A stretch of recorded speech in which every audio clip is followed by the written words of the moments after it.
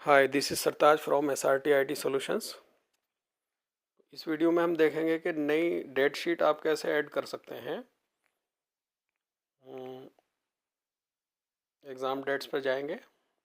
Exam in charge नई date sheet add करेगा। जैसे ये डेट है, डिलीट भी इसको एग्ज़ाम इंचार्ज ही करेगा। जैसे फ़िलहाल मैं एग्ज़ाम इंचार्ज के लॉगिन से लॉग इन हूँ, तो मैं डिलीट भी कर सकता हूँ। यस, कोई भी डेट डिलीट कर सकता हूँ मैं, और नई डेट भी ऐड कर सकता हूँ। ये नीचे जो फ्लोटिंग बटन दिखाई दे रहा है ब्राउन कलर का और बीच में प्लस है वाइट रंग का, इस पर क्लिक करेंगे और ये हमारा add new exam date page आ जाएगा। इस पर आप सबसे पहले ऑप्शन दिया है सेलेक्ट एग्ज़ाम डेट, और उससे ऊपर आपको दिखाए गए हैं एक्टिव एग्ज़ाम्स, यानी इन क्लासेस के लिए ये एग्ज़ाम एक्टिव है। हो सकता है अलग अलग क्लासेस के लिए सेम टाइम पे अलग अलग तरह के एग्ज़ाम एक्टिवेट हों। अब हम क्या करेंगे, इसमें एक चीज़ का थोड़ा सा आपको ध्यान रखना है। देखिए यहाँ पर नीचे अगर आएंगे तो नर्सरी लिखा है प्ले ग्रुप और FA2, फिर लिखा है KG प्ले ग्रुप FA2, यानी नर्सरी और KG जो क्लास हैं वो सेम सब्जेक्ट रखती हैं। इसी तरह से फर्स्ट, इस स्कूल के लिए फर्स्ट सेकंड और थर्ड क्लास जो है वो सेम सब्जेक्ट रखती हैं, उनको एक जगह ग्रुप किया गया है।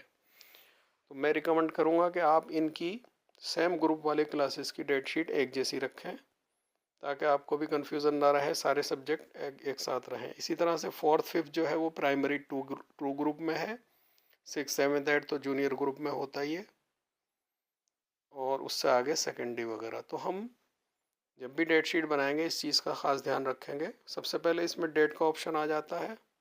डेट मैंने सेलेक्ट कर ली। उसके बाद टाइमिंग, देखिए ड्रॉप डाउन में यहाँ टेम्परेरीली दिखाई देगी, ये आप चेंज भी कर सकते हैं इस पेंसिल बटन से। ये सिर्फ ड्रॉप डाउन इसलिए दिया गया है ताकि आपको बार बार टाइप ना करना पड़े। आप सेट कर लें एक बार कि हम हमारी दोनों शिफ्टों के टाइमिंग ये चलेंगे। ज़रूरी नहीं है कि दोनों शिफ्ट रोज़ दोनों शिफ्ट रखें। अगर आप पहली शिफ्ट में अगर पेपर रख रहे हैं तो आप पहली वाली सेलेक्ट कर लेंगे। मान लीजिए जैसे आपको 9 बजे से सेट करना है तो आप 9 बजे से, और दूसरा एग्ज़ाम आप मान लीजिए 12 बजे से। तो ये टेम्परेरीली ड्रॉप डाउन में शो रहेगी ताकि आपको बार बार टाइप ना करनी पड़े। तो मैंने 9 बजे से ये फर्स्ट शिफ्ट ले ली, और जैसे ये नर्सरी का मैंने PT ले लिया और KG का भी PT ले लिया, सपोज़ कीजिए वैसे ही ले लिया ये। अब कम से कम एक क्लास का सब्जेक्ट आपको सेलेक्ट करना है, उसके बाद चाहे बाकी सारे ब्लैंक रहें, यानी उन क्लासेस की छुट्टी भी हो सकती है, गैप भी हो सकता है, और फिर सेव के बटन पे क्लिक कर देंगे। और इस तरह से हमारी ये डेट देखिए नर्सरी और KG में PT सब्जेक्ट ये ऐड हो चुका है।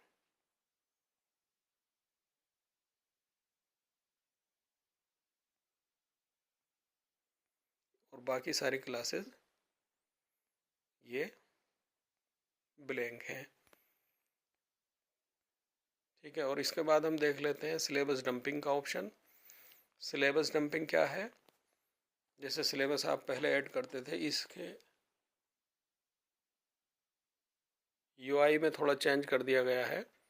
पहले आपको सिलेबस की लिस्ट दिखाई देगी, इसे आप क्लास वाइज फिल्टर भी कर सकते हैं।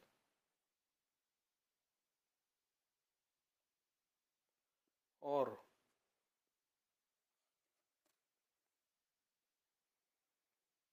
जब आप एक क्लास सेलेक्ट कर लेंगे तो आपको डंप का ऑप्शन ये दिखाई देगा। अगर आप एग्ज़ाम इंचार्ज हैं तो करना क्या है, आपको हर क्लास सेलेक्ट करके डंप वाले बटन को टच करना है, सिर्फ जब सारे टीचर अपना सिलेबस ऐड कर चुके हैं तब।